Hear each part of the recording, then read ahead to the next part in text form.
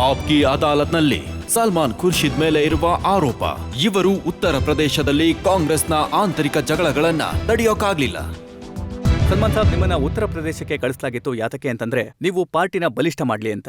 ಆದ್ರೆ ಯಾವತ್ತೂ ನಿಮ್ಮನ್ನ ಅಧ್ಯಕ್ಷರನ್ನಾಗಿ ಮಾಡಲಾಯ್ತು, ಅದರ ನಂತರ ಪ್ರತಿಭಟನೆ ಶುರುವಾಯ್ತು. ನಿಮ್ಮದೇ ಪ್ರತಿಮೆಗಳನ್ನ ಸುಡೋದಕ್ಕೆ ಶುರು ಮಾಡಿದ್ರು, ನಿಮ್ಮದೇ ಪಾರ್ಟಿ ವ್ಯಕ್ತಿಗಳು ಪ್ರತಿಭಟನೆ ಮಾಡೋದಕ್ಕೆ ಶುರು ಮಾಡಿದ್ರು, ಹೊಡೆದಾಟ ಬಡದಾಟ ಶುರುವಾಯ್ತು.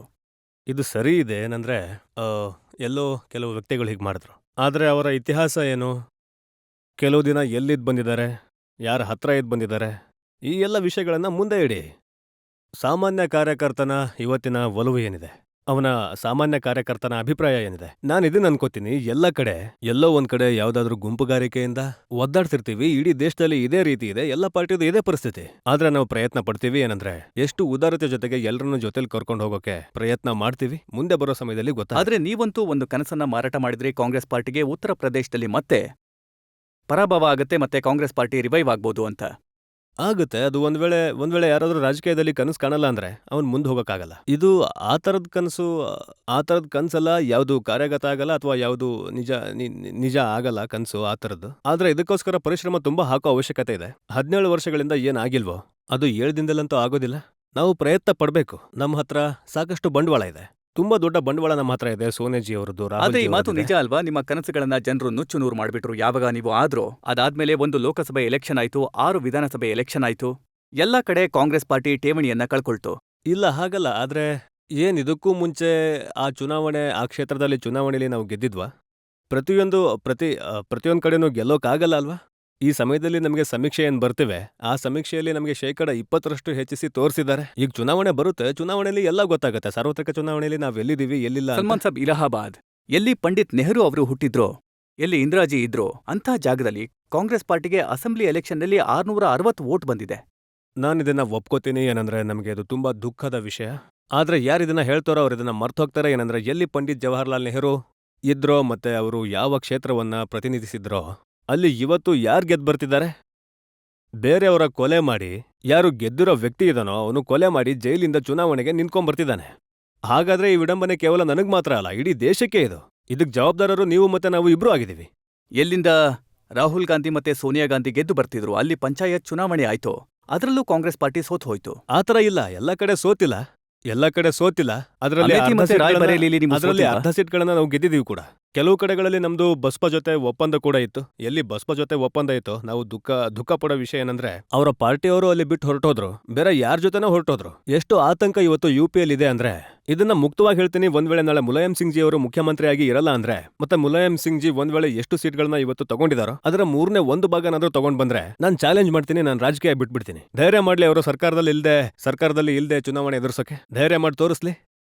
ಸಲ್ಮಾನ್ ಸಾಬ್, ಕೇಂದ್ರದಲ್ಲಿ ನಿಮ್ಮ ಸರ್ಕಾರ ಇದೆ, ನೀವು ಕೂಡ ಈ ತರದ ದಾರಿ ಆರಿಸ್ಕೋಬಹುದು.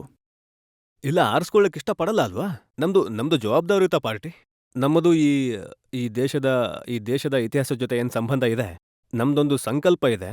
ನಮಗೆ ಇಲ್ಲಿನ ಜನತೆಯ ಮೇಲೆ ಗೌರವ ಇದೆ. ನಾವು ಯಾವುದೇ ದರೋಡೆ ಮಾಡೋಕ್ ರಾಜಕೀಯಕ್ಕೆ ಬಂದಿಲ್ಲ. ನಿಮ್ಮ ಸಂಕಲ್ಪ ಅಂತೂ ಕೇವಲ ರಾಹುಲ್ ಗಾಂಧಿ ಆಗಿದ್ದಾರೆ, ಅವರನ್ನ ಉಪಯೋಗಿಸಕ್ಕೆ ಇಷ್ಟಪಡ್ತೀರಾ ಯುಪಿನಲ್ಲಿ ಕಾಂಗ್ರೆಸ್? ನೋಡಿ, ಒಂದ್ ವೇಳೆ ರಾಹುಲ್ ಗಾಂಧೀಜಿ ಅವರನ್ನು ಉಪಯೋಗಿಸ್ಕೊಳ್ಳಕ್ಕೆ ಇಷ್ಟಪಟ್ಟಿದ್ರೆ ಇವತ್ತು ಅವ್ರು UPಯಲ್ಲಿ ತಿರುಗಾಡ್ತಿದ್ರು ಅಲ್ವಾ? ನಾವು ಹೇಳಿದೀವಿ ರಾಹುಲ್ ಜಿ ಅವರಿಗೆ, ನೀವು ಹೇಳಿ ಏನ್ ಮಾಡೋಕ್ ಬಯಸ್ತೀರಾ ನೀವು UPಯಲ್ಲಿ ಅಂತ. ನಮಗೆ ಅಖಾಡ ತಯಾರು ಮಾಡೋಕೆ, ಪರಿಶ್ರಮ ಹಾಕೋಕೆ ಅವಕಾಶ ಕೊಡಿ. ನಾವು ಅಖಾಡ ತಯಾರು ಮಾಡ್ತೀವಿ, ಆಮೇಲೆ ಬಂದು ನೀವು ನಾಯಕತ್ವ ವಹಿಸ್ಕೊಳ್ಳಿ. ಅವ್ರು ತುಂಬಾ ಆಸಕ್ತಿ ತಗೊಳ್ತಾರೆ.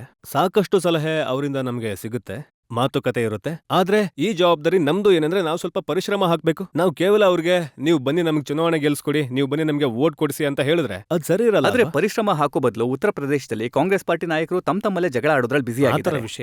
ಆ ಥರ ವಿಷಯ ಏನಿಲ್ಲ. ಎಷ್ಟು ಜಗಳ ಉತ್ತರ ಪ್ರದೇಶದಲ್ಲಿ ಆಗ್ತಿತ್ತು ಅಂದ್ರೆ, ಮತ್ತೆ ಇತಿಹಾಸದಲ್ಲಿ ಯಾವಾಗ್ಲೂ ಉತ್ತರ ಪ್ರದೇಶದಲ್ಲಿ ತೀರಾ ದೊಡ್ಡ ಜಗಳ ಆಗೋದು. ಆಗಿನ ವಿಷಯ ಮತ್ತು ಈಗಿನ ವಿಷಯ, ಯಾರಿಗಾದ್ರೂ ಯಾವುದಾದ್ರೂ ಪತ್ರಕರ್ತನ ಹತ್ರ ಹೋಗಿ ಸ್ಟೇಟ್ಮೆಂಟ್ ಕೊಡೋದ್ರಿಂದ ಜಗಳ ಆಗಲ್ಲ. ಜಗಳ ಆಗೋದು ಯಾವಾಗ ಅಂದ್ರೆ, ಯಾವಾಗ ನೀವು ಅಖಾಡದಲ್ಲಿ ಇರ್ತೀರಾ, ಅಖಾಡದಲ್ಲಿ ಬೇರೆ ಯಾರಾದ್ರೂ ಇದ್ದಾರ ನಿಲ್ಲೋರು, ಅಲ್ಲಿಗೆ ಹೋಗಿ ನಮ್ಮ ಕಾರ್ಯಕರ್ತರ ಜೊತೆ ಕುತ್ಕೊಂಡು ನೋಡಿ, ಅವ್ರನ್ನ ಕೇಳಿ ಎಲ್ಲಿ ಜಗಳ ಇದೆ ಅಂತ. ಎಲ್ಲೂ ಜಗಳ ಇಲ್ಲ. ಮತ್ತೆ 2ನೇ ವಿಷಯ ಏನಂದ್ರೆ, ಸ್ಮಶಾನದಲ್ಲಿ ಯಾವ ಜಗಳನೂ ಆಗಲ್ಲ. ಜಗಳ ಮಾರ್ಕೆಟ್ ಅಲ್ಲಾಗತ್ತೆ. ಆದ್ರೆ ನಿಮ್ಗೆ ಹೀಗನ್ಸಲ್ವಾ? ಏನಂದ್ರೆ UP ಜನತೆ ನಿಮ್ಗೆ ಹೇಳ್ತಿದ್ದಾರೆ ಏನಂದ್ರೆ, ಕಳೆದು ಹೋದ ಕಾಲ ಮರಳಿ ಬಾರದು, ಮತ್ತೆ ಇನ್ನು ದೇವ್ರೇ ನಿನ್ನ ಕಾಪಾಡಬೇಕು. ಇಲ್ಲಿಯವರೆಗಂತೂ ಈ ಧ್ವನಿ ಗುನುಗುತ್ತಾ ಇರೋದನ್ನ ಯಾರಿಂದನೂ ಕೇಳಿಲ್ಲ. ಈಗಂತೂ ಇದೇ ಆಗ್ತಿದೆ. ಏನಂದ್ರೆ, ಹೇಗಾದ್ರೂ ಮಾಡಿ ನಮ್ಮನ್ನ ಕಾಪಾಡಿ. 4 ಕಡೆಯಿಂದ ಧ್ವನಿ ಕೇಳಿಸ್ತಿದೆ, ಕಾಪಾಡಿ ಕಾಪಾಡಿ ಕಾಪಾಡಿ ಅಂತ. ಈಗ ನಾವು ಅಲ್ಲಿಗೆ ಹೋಗ್ಬೇಕು, ಅವರನ್ನ ಕಾಪಾಡ್ಬೇಕು. ಅದೇ ಪ್ರಯತ್ನದಲ್ಲಿ ನಾವಿದ್ದೇವೆ, ಮತ್ತೆ ಆ ಪ್ರಯತ್ನದಲ್ಲಿ ನಮಗೆ ವಿಶ್ವಾಸ ಇದೆ, ನಾವು ಯಶಸ್ವಿ ಆಗ್ತೀವಿ. ಜನರಲ್ಲಿ ಯಾರಾದ್ರೂ ಪ್ರಶ್ನೆ ಕೇಳೋದಕ್ಕೆ ಇಷ್ಟಪಡ್ತೀರಾ? ಹೌದು, ನೀವು ಫಸ್ಟ್ ರೋನಲ್ಲಿ. ಈಗ ಹೇಗೆ ಮುಲಾಯಂ ಸಿಂಗ್ ಯಾದವ್ ಅವರ ಸರ್ಕಾರ ಇದೆ, ಮತ್ ನೀವಿದ್ನ ಎರಾಡಿಕೇಟ್ ಮಾಡೋ ಅಭಿಯಾನ ಶುರು ಮಾಡ್ಕೊಂಡಿದ್ದೀರಾ.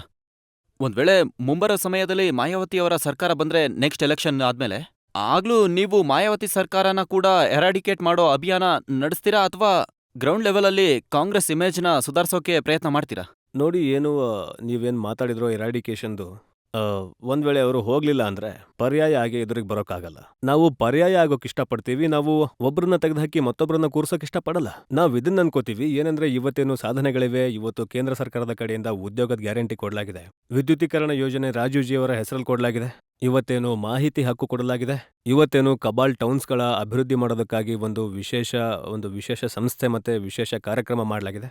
ಇನ್ಫ್ರಾಸ್ಟ್ರಕ್ಚರ್ ರೂರಲ್ ಏರಿಯಾಸ್ನಲ್ಲಿ ಕೊಡೋ ಮಾತನ್ನ ಪ್ರಧಾನಮಂತ್ರಿಜಿ ಹೇಳಿದ್ದಾರೆ, ಏನು ಭಾರತ ನಿರ್ಮಾಣದ ಮಾತನ್ನ ಪ್ರಧಾನಮಂತ್ರಿಜಿ ಹೇಳಿದ್ದಾರೆ. ಇದೆಲ್ಲವನ್ನ ಇಟ್ಕೊಂಡು ಉತ್ತರ ಪ್ರದೇಶದ ಮುಂದೆ ನಾವು ಹೋಗಿ ಪರ್ಯಾಯ ಆಗೋಕ್ ಇಷ್ಟಪಡ್ತೀವಿ. ನಮ್ಗೆ ಕೇಳ್ತಾ ಇದ್ದಾರೆ, ಪರದೆ ಹಿಂದೆ ಮಾಯಾವತಿ ಜಿ ಜೊತೆ ಕೈ ಜೋಡಿಸಿಲ್ವಾ ನೀವು ಅಂತ.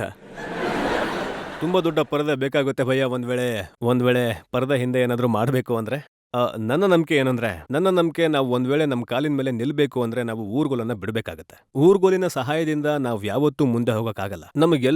ನಮ್ಗೆಲ್ರಿಗೂ ಜಾಗ ಉತ್ತರ ಪ್ರದೇಶದಲ್ಲಿ ಇರ್ಬೋದು.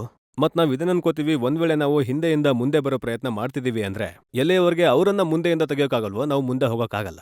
ಅದಕ್ಕೋಸ್ಕರ ನಮ್ಮ ಪ್ರಯತ್ನ ನಮ್ ಕಾಲ್ ಮೇಲೆ ನಿಂತ್ಕೊಳ್ಳೋದು, ಒಂಟಿಯಾಗಿ ನಡೆಯೋದು, ಮತ್ತೆ ಕಾಂಗ್ರೆಸ್ಗೆ ಏನಾದ್ರೂ ಮಾಡಿ ಒಂದ್ಸಲ ಮತ್ತೆ ತೋರ್ಸೋಣ, ಕಾಂಗ್ರೆಸ್ನ ಬಾವುಟನ ಎತ್ತರಕ್ಕೆ ಎತ್ತಿ ತೋರಿಸ್ಬೇಕು. ಇದು ನಮ್ಮ ಪ್ರಯತ್ನ. ಈಗ ನೀವು ನಿರ್ಧಾರ ಮಾಡ್ತೀರಾ, ಸಮಯ ಹೇಳುತ್ತಾ ಯಾವ್ದು ಸರಿ ಯಾವ್ದು ತಪ್ಪು. ಸಲ್ಮಾನ್